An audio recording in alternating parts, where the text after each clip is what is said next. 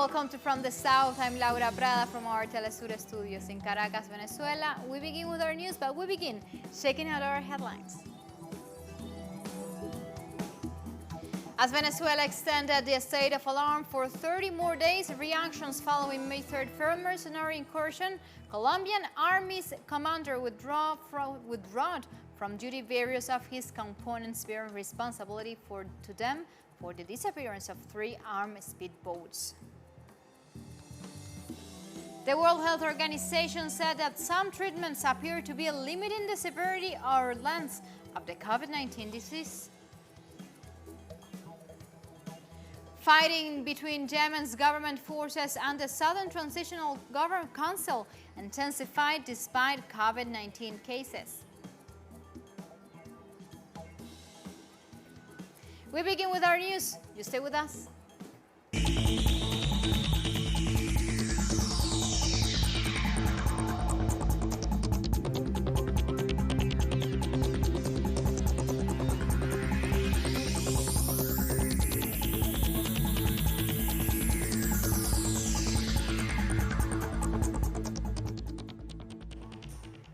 We begin with our news. In Venezuela, President Nicolás Maduro renewed the state of alarm decree for 30 more days to continue protecting the Venezuelan people and consolidate COVID-19 containment.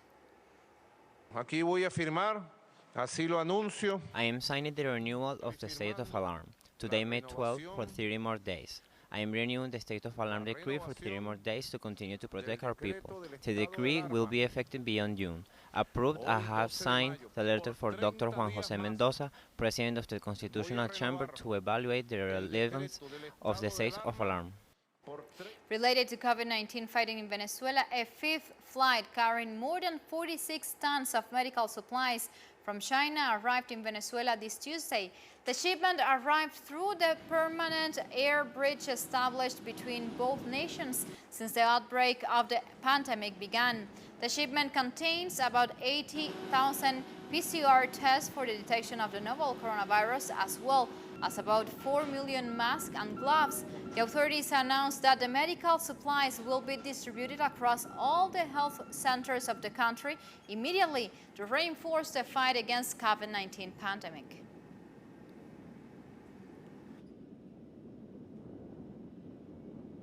This was also tweeted by President Nicolás Maduro on his Twitter account. We continue in Venezuela. President Nicolás Maduro said that with OPEC Plus arrangement and with the G20, oil prices have begun to stabilize and that the global economy is also expected to stabilize the global market. Thanks to the OPEC Plus agreement, oil prices have started to stabilize, hovering at around $30 per barrel. Other large producers have said they will cut back production to help prices stabilize over the next few weeks, hopefully increasing to $40 or $45, which will be the basis for economic recovery. This Tuesday, Venezuela's president also stated that the war prices established in the country were part of the destabilizing plans in the failed terrorist incursion known as Operation Hedion. You don't realize that the brutal price war of the oligarchy came just a few days before the planned mercenary raid and the terrorist attack against Venezuela. We were aware of the plot thanks to our intelligence from the US and from Colombia, and also thanks to the cooperation of other intelligence agencies. We knew the plan called to sow discontent, because once the mercenaries were to arrive, they expected the people to be angry and to support the terrorists. The Venezuelan government keeps releasing new evidence regarding the incursion and full coup plot involving U.S. mercenaries and the Venezuelan opposition linked to Juan Guaidó. As President Maduro was telling before, among the evidence presented this Tuesday by the Minister of Communication, Jorge Rodriguez, are video statements by captured terrorists who admit to having contact with U.S. Silver Corps mercenary Jordan Goudreau and the Venezuelan right wing.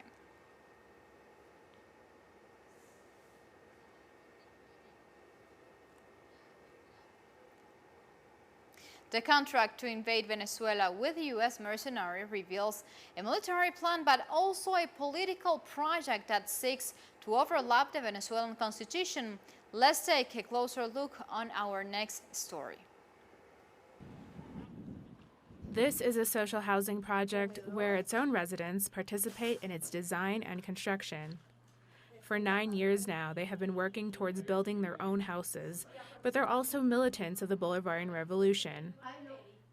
Under the contract of invasion signed by Juan Guaido and the U.S. company Silvercorp, these people would have been a military target of the mercenaries. All the Venezuelan population, not only the members of the local production and supply committees, club, but all of us are targets. Because when these people sign the contract, they say that any site that they may feel is a threat could become a target, allowing them to destroy it and even have a license to kill. These women are spokespersons for food and basic services committees. They're also political leaders considered hostile by the invasion forces. Their crime, in the eyes of the signers of the contract, is to defend a political project that would be annulled. We are aware that at the time of an invasion, the first ones to be attacked will be the popular power, the people, the communities, because we have defended the right for life. The Venezuelan people are peaceful, but we are also aware that we are not backing down. They call for a political dispute within the framework of the Constitution. There is a group of Venezuelans that are not happy with the revolution, and we can understand that. And they may have their own reasons. We respect that. But we have a constitution. We live in a democracy where they can vote for their candidates. They have that option if they want a way out of the revolution. The best way to defend the revolution and to defend power is through elections. You want to participate, defend what you believe in, because we believe in popular power and in the political participation of the people. The leaked document is a military manual to impose a political project in Venezuela. This is an example that a plan goes beyond overthrowing a government or ending a country's political project. It is an expression of the United States foreign policy, where it's in control, not only of the natural resources, but also of the markets. The Venezuelan constitution is one of the main victims in this contract. It creates public powers and foreign military commands which lead national forces.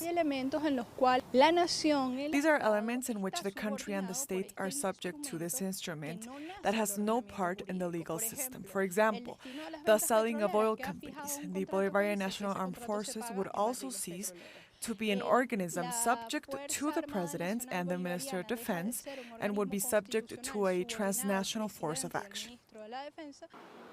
This document reveals how this sector of the opposition views Chavismo as a force to be eliminated without taking into account human lives. And as we were saying when we began, Colombia's Navy commander dismissed a number of officials and soldiers, blaming them for the disappearance of the 3 armed speedboats that reached Venezuelan territory related to May 3rd failed incursion. We've decided to dismiss the Lieutenant Colonel of Naval Infantry, the commander of the 51st Infantry Battalion, and the head of operations and maritime units. These decisions are taken after the grave damage done to our organization by recent events.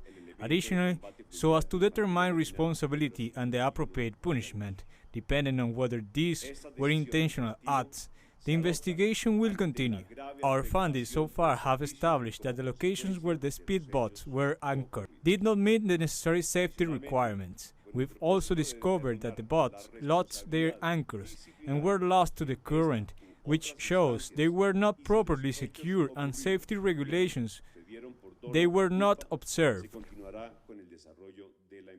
Moving on from topic, Cuba has released video evidence of the terrorist attack on its embassy in Washington, D.C. that occurred on April 30th.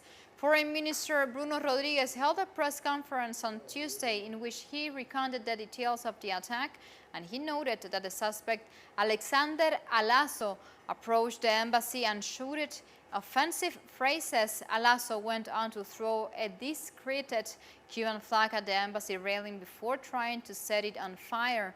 Shortly after, he fired 32 shots at the embassy located a few blocks away from the White House with a semi-automatic rifle and AK-47. This is a terrorist action committed against our diplomatic mission in Washington that cannot be seen as a separate issue, but as a result of the aggressive policy and discourse of the government of the United States against Cuba, the hatred speech and the permanent instigation to violence by U.S. politicians and extremist groups, anti-Cuban extremist groups who have turned these sort of attacks into a way of life. With this information, we go for a first break on our show. So you follow us on Twitter at Telesur English and on my account at Laura P. Telesur. We'll be right back.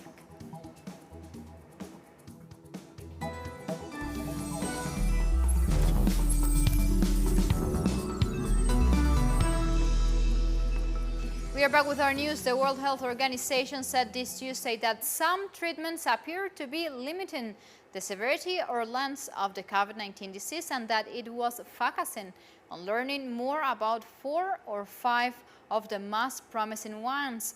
The WHO is leading a global initiative to develop safe and effective vaccines, tests, and drugs to prevent, diagnose, and treat COVID-19, as the respiratory illness has infected 4.19 million people around the world. But there is a note of caution around expectations for a vaccine because coronaviruses in general are very tricky viruses that are difficult to produce vaccines against.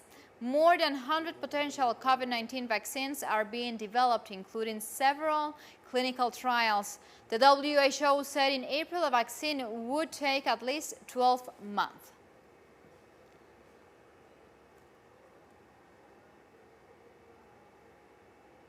The coronavirus pandemic will make a bad economic situation worse for women, indigenous people, migrants, and people of African descent in Latin America and the Caribbean, a region already plagued by deep-rooted inequality, according to a United Nations agency report issued this Tuesday. Unequal access to drinking water, sanitation, health care, and housing could also mean higher rates of infection and death among this higher-risk population. The Economic Commission for Latin America and the Caribbean, ECLAC, said in the report, Latin America has more than 369,000 confirmed cases of the new coronavirus and more than 20,000 deaths. The region economies are set to contract by a record 5.3% in 2020, unleashing the worst social and economic crisis in decades, the agency said in a prior report in April. Poverty will increase from 30.3% to 34.7%. We are talking an increment of 186 million people to 213 million people. The truth is that this pandemic made very visible the structural issues of the economic model and the lack of a system of social protection and wealth regimen, very incomplete, fragile, and vulnerable. This Tuesday in Brazil, the health ministry reported hundreds of new deaths caused by COVID-19 for a total of 12,000 fatalities up to date. Our correspondent in Rio de Janeiro, André Vieira, has the details for us. Welcome.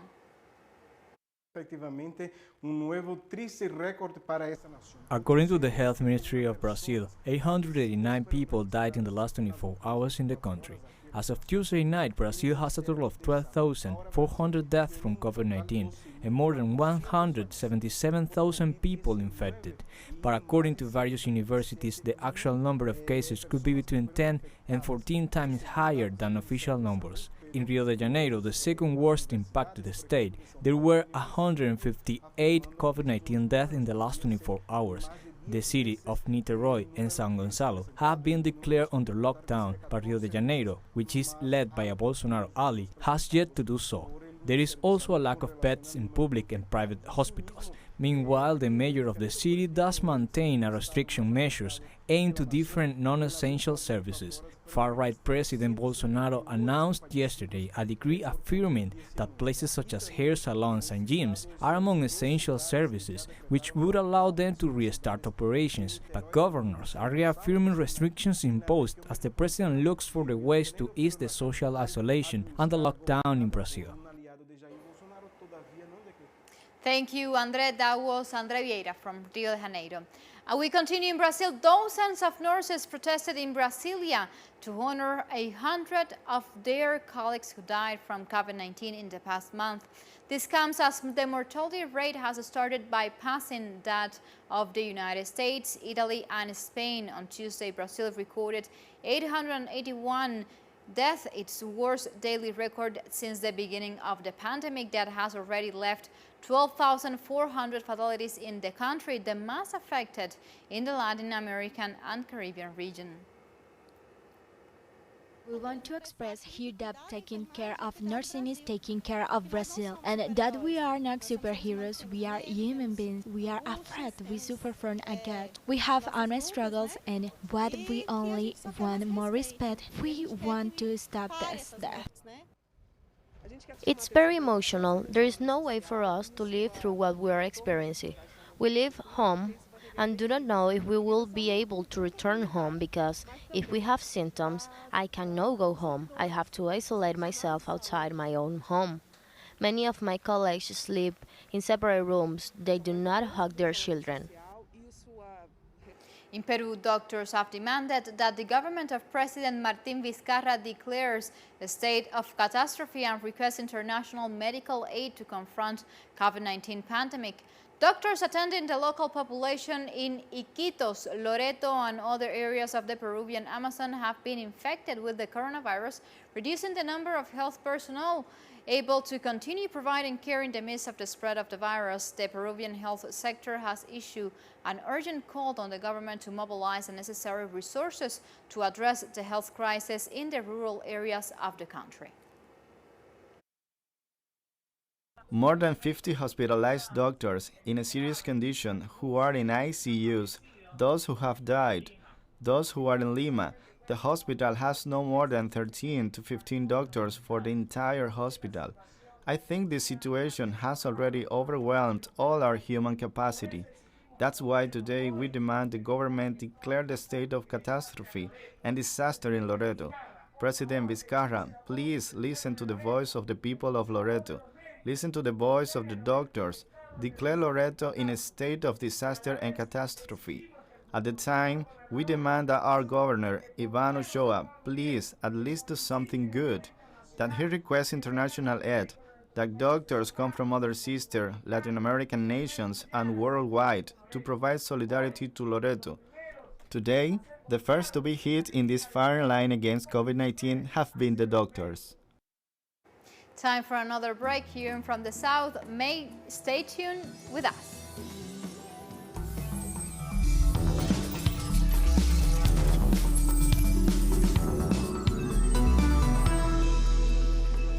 Fighting between Yemen's government forces and the Southern Transitional Council intensified on Tuesday despite the coronavirus crisis that is affecting the Arab country.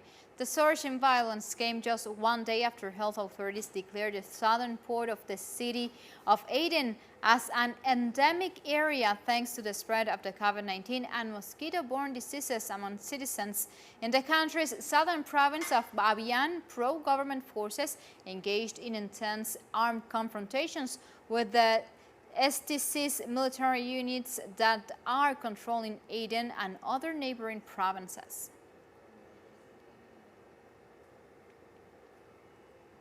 And Zambia's health ministry has reported 174 new cases of COVID-19.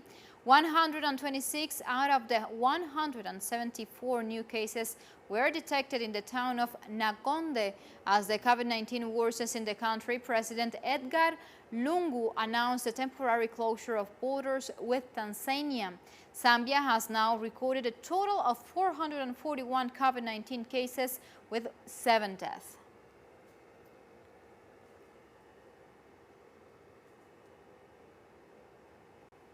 India's Prime Minister Narendra Modi unveiled $270 billion package for workers and small businesses as the country grapples with the impact of the coronavirus.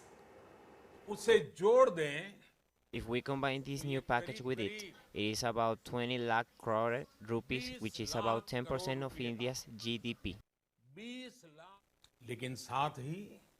But we can let our lives revolve only around Corona. We will wear masks, maintain 2 square feet distance, but we will not let go of our goals.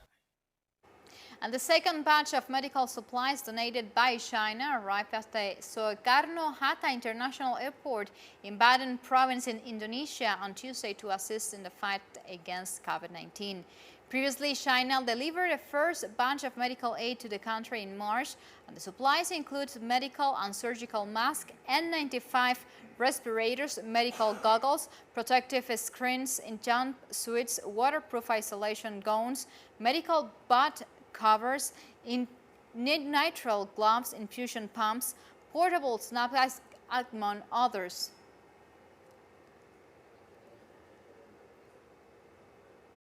This ceremony symbolizes the close friendship between the People's Republic of China and the Republic of Indonesia. The People's Republic of China, in its own campaign against COVID-19 to send assistance to its friend here in this region, is truly a mark of your friendship and your solidarity with us.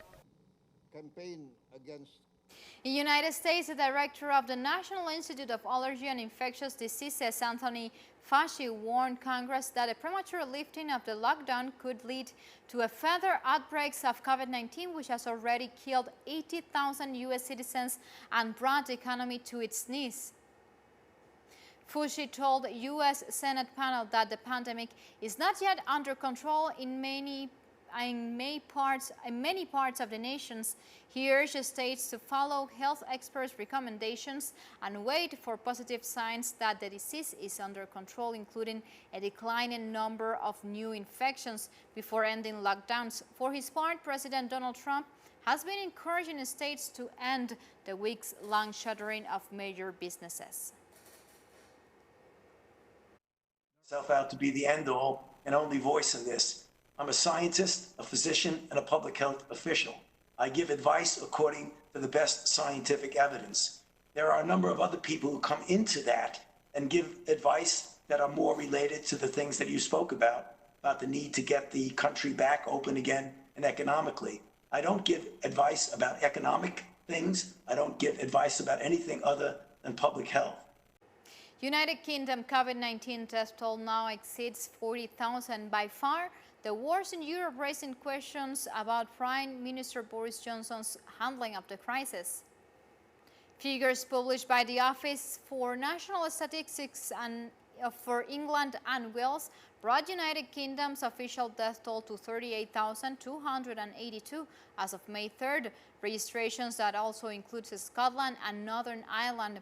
Since then, at least 2,251 people have died from COVID-19, according to the latest data, bringing the true death toll as of Tuesday to just over 40,000. This comes a day after Prime Minister Boris Johnson set out a gradual plan to get Britain back to work.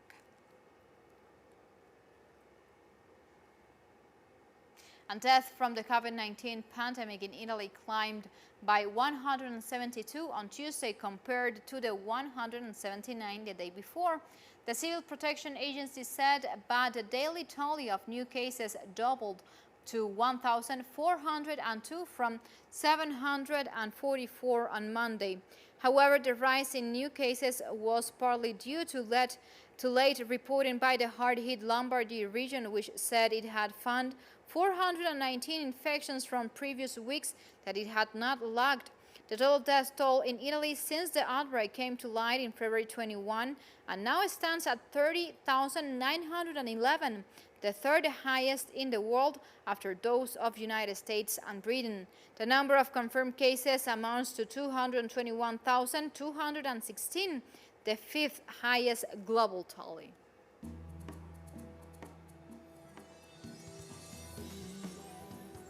Like this, we come to the end of News Brief. Of course, you can find this and much more other information on our website, telesturenglish.net, where you can read opinion articles, watch special interviews, and update, of course, yourself about the latest numbers in the world related to COVID-19. And, of course, you can find more information of the ECLAC report presented this Tuesday.